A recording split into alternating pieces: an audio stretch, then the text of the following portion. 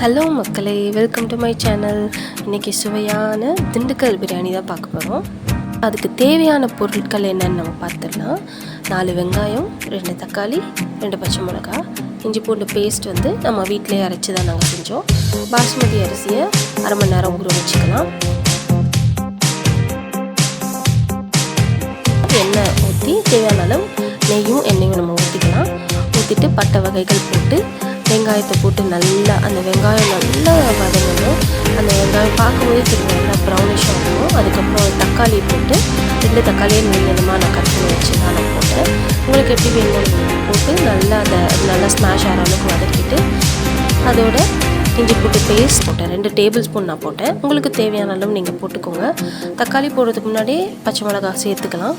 எல்லாத்தையும் சேர்த்து நல்லா வதக்கிட்டு கொஞ்சம் புதினா இலை, கொத்தமல்லி இலையை ஆட் பண்ணிவிட்டு நல்லா அது எண்ணெயில் வதக்கிட்டு அது பிடிக்காமல் நல்லா வதக்கணும். அதோடு சேர்த்து மிளகா பொடியும் மஞ்சள் பொடியும் நம்ம ஆட் பண்ணிவிட்டு உப்பு வந்து தேவையான அளவு நம்ம ஆட் பண்ணி நல்லா அதை வந்து மிக்ஸ் பண்ணிவிட்டு நல்லா மஞ்சத்தூள் போட்டு கழுவி வச்ச அந்த சிக்கனை வந்து அதில் போட்டு நல்லா அதுலேருந்து தண்ணி பிரிஞ்சு வரும். அதனால நம்ம தண்ணி ஊற்றி தேவையில்ல. இதை வச்சே நல்லா அடி பிடிக்காமல் நல்லா அதை நல்லா கிண்டி விடணும். கிண்டி விட்டதுக்கப்புறம் வீட்டிலே அரைச்சி வச்சேன். நான் வந்து வீட்டிலே அரைச்சி வச்ச பிரியாணி மசாலா தான் நான் போட்டேன். அந்த பிரியாணி மசாலா ரெசிபி நான் போடுறேன், எங்கள் சேனலில் பார்த்துக்கோங்க. நல்லா மிக்ஸ் பண்ணிவிட்டு அதோட தயிர் ஆட் பண்ணணும். ஆக்சுவலாக தயிர் வந்து சிக்கன் போடுறதுக்கு முன்னாடி ஆட் பண்ணணும். நான் சிக்கன் மறந்துட்டேன், அதனால் சிக்கன் போட்டதுக்கப்புறம் ஆட் பண்ணேன். ஸோ அதை மூடி வச்சுட்டு அது அந்த தண்ணியிலே வேகும். நல்லா அந்த எண்ணெய் தண்ணி அதில் நல்லா வெந்ததுக்கப்புறம் இடையில எடுத்து நீங்கள் கிண்டி பார்த்துட்டே இருக்கணும். இப்போ வெந்துருச்சா என்னன்னு தெரியும். இது நல்லா கிண்ணதுக்கப்புறம் அளவு தண்ணி ஆட் பண்ணணும். நான் வந்து 2 டம்ளர் பாசுமதி அரிசி எடுத்திருந்தேன்.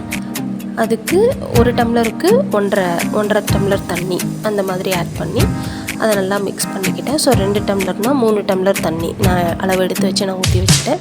உப்பு பார்த்துட்டு மூடி வச்சிடலாம். மூடி வச்சுட்டு கொஞ்சம் ஃப்ளேமை வந்து ஹையாக வச்சுக்கணும்.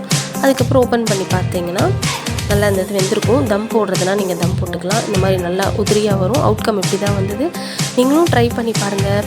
உங்களுக்கு பிடிச்சிருந்ததுன்னா கண்டிப்பாக கமெண்ட் பாக்ஸில் நீங்கள் கண்டிப்பாக கமெண்ட் பண்ணுங்கள். எப்படி இருந்துச்சுன்னு சொல்லுங்கள். இப்படி தான் வந்திருந்தது. ரொம்ப டேஸ்ட்டாக இருந்துச்சு. நான் மசாலா கம்மியாக போட்டிருந்தேன். உங்களுக்கு மசாலா வேணும்னு நீங்கள் என்ன ஆட் பண்ணி போட்டுக்கலாம். நல்லா ஒரு சிக்கன் கிரேவி வச்சு நல்லா சூப்பரான பிரியாணி சாப்பிட்டாச்சு. தேங்க்யூ.